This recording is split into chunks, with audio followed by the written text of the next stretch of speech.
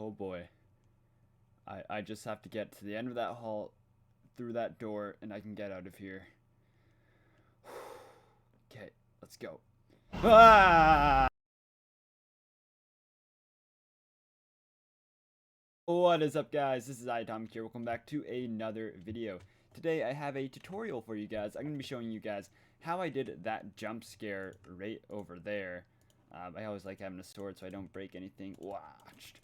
But yeah, basically all this jump scare is you're walking down a hallway. This is great for horror maps. If you guys are interested in making one, you just walk down a hallway and boom, face jumps up. You get the poop scared out of you. Now, as you can see, this isn't too difficult at all. And yeah, I'm going to show you guys how to do it right now. Alright, so we have our little test hallway here. The first thing you're going to want to do is mark where you want the jump scare to happen. So I have this block down indicating that as soon as I pass this block, I'm going to get jump scared.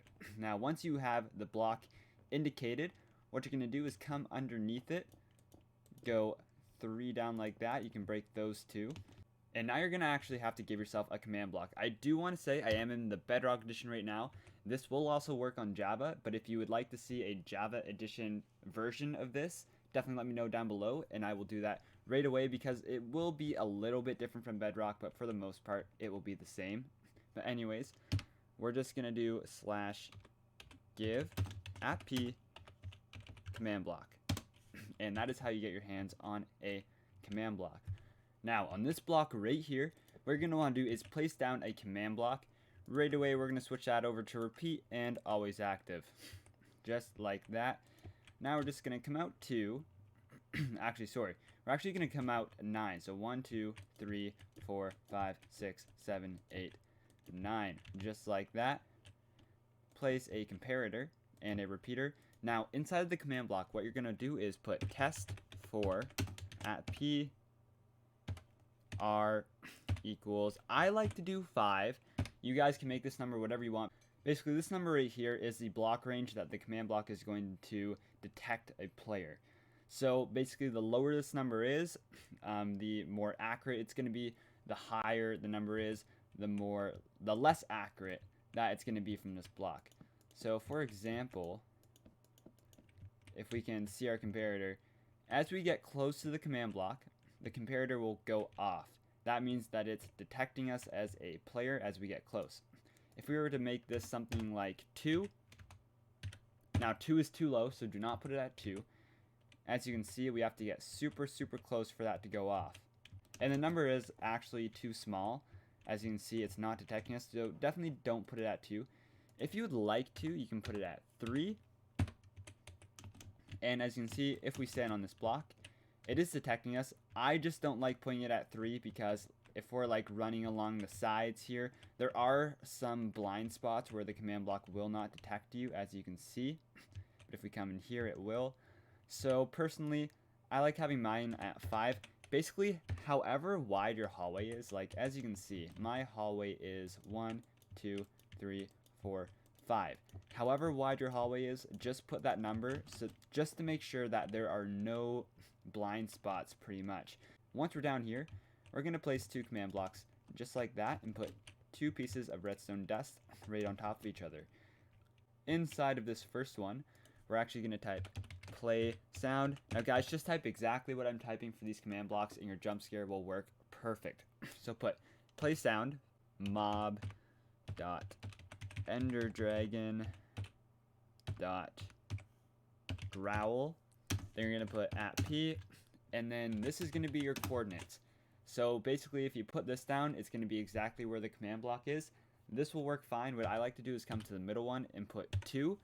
Basically, because the command block right here is 2 blocks underneath the surface, I just like to put the Y at +2 because it makes the sound like it's right next to the player and not underneath or off in the distance. It just makes it more realistic. So I recommend putting a 2 right there, but you guys can do this if you want. Either one works fine because the command block's close either way. And then you're just going to put a space 1. And now, basically, if I come close to this command block, a roar, scary growl, dragon roar is going to play. Now for the actual jump scare part. So what you're going to do is open this second command block, and this is going to look a little bit lengthy. I'm going to leave all of this in the description if you just want to copy and paste it in your command block. But if you would like to type it out by hand, all you're going to do is just put replace item entity at p slot dot armor dot head 0, and then you're gonna put carved pumpkin.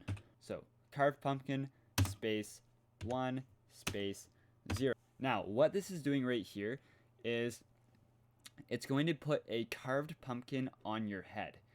Now if you don't know, this actually works by using a resource pack.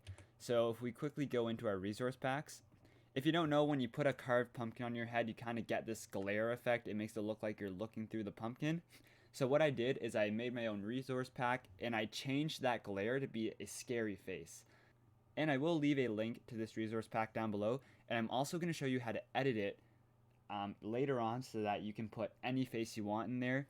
So stick around if you want to do your own face, but if not, there will be a link where you can download this one right here.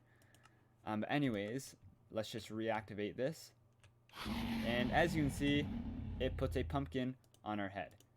Now what we're going to want to do is put redstone right there, 1 2 3 repeaters, put these all on full tick. Redstone dust here, come out 3 1 2 3. We're just making an L shape pretty much, and put 2 repeaters at full tick. Just because we want the pumpkin to be on our head just for a little while. We don't want the jump scare to like flash for a second. We want to have it on our head for a few seconds, and then it will come off. So in this command block right here, we're going to put the same thing. Replace item entity at p. Sorry, I spelled entity wrong. Entity at p slot dot armor dot head space 0. Now instead of putting carved pumpkin, you're going to want to put air, and then again space 1 space 0. Now if we actually come up to our hallway, and as soon as we go over our trigger block right there, the jump scare should work fine. So we're running down the hallway, boom, and it disappears just like that. And whoops, we accidentally triggered it again there. There is a way that you can actually make this only go off once. I'll show you that at the very end of the video. So yeah, that's basically the jump scare. If you do want to learn how to put your own face in, basically how to edit the texture pack, I'm going to show you how to do that right now. Alright, so I'm going to now show you how you guys can actually replace the face that actually pops up. So you guys can do whatever you want for this. So what I like to do is just go on Google, search up jump scare faces, scary faces. We're actually just going to do this one to test it. Sorry if my voice does sound a little bit different. I'm over on the iPad right now, but you guys can do this on your computer. It works just the same. But yeah, I'm going to download this image right now. Ooh, look at that. That's actually a pretty good one. This would be good for a doll making horror game or something like that. But anyways, once you have your image, you're just going to hop into your file explorer or just any type of file explorer. It will work fine again. If you're on iPad or if you're on computer, either one will work. So I'm actually just in Documents 5. Like I said, if you're on your computer, any file explorer will work. I'm just more comfortable with the iPad for whatever reason. And it's kind of hard to record File Explorer on OBS just because with all the different frames, it doesn't know what to record, so I'm just doing it on my iPad. But like I said, for like 100 billion times, it will work on either one. Just make sure that you actually download the zip version. You can download the MC pack version, but it's going to be a lot easier to just download the zip. I'm going to have 2 downloads down below. If you guys want to edit the resource pack, download the zip. And if you just want to leave it, then download the MC pack. But anyways, once you download the resource pack, you're going to want to open it up. And you're going to want to go to textures. And then this MICK. As you can see, this is where I have my jump scare. So all you're going to want to do is go and grab that photo and pop it in this file. Alright, there we go. if we open up the file, as you can see, we now have 2 images. So now you're going to want to take this very first image that was in here, and you're just going to copy the name Pumpkin Blur, and you're going to copy it, and then you can delete this image. You don't need this anymore. Now you're going to rename the new image that you want to be your jump scare, and just paste the old name in, just like that. And literally, guys, that is it. You're done. This picture will now be the new jump scare. So yeah, you're just going to go back and put this into your resource pack folder, and yeah, that's literally it. So now that you actually have your very own resource pack and you have any face you want in there, you're pretty much done. There is one little tweak I will show you, and this is completely optional. Basically, if you only want this thing going off once, like let's say I run over, get jump scared, and then I'm like going in circles, I don't know what to do, and it just keeps going off. Like, if you only want to, because that can happen sometimes. People get scared, they start running in circles, and the jump scare keeps going off over and over.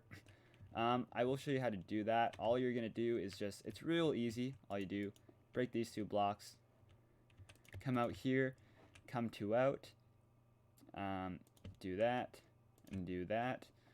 Now you're just gonna kind of do something like this, just like that, kind of like a C shape. You're gonna put a piston right here, redstone dust, and then you're gonna grab a redstone block, just like that. Actually, what we could do, it might be a little bit simpler actually, sorry. There we go. That's a lot.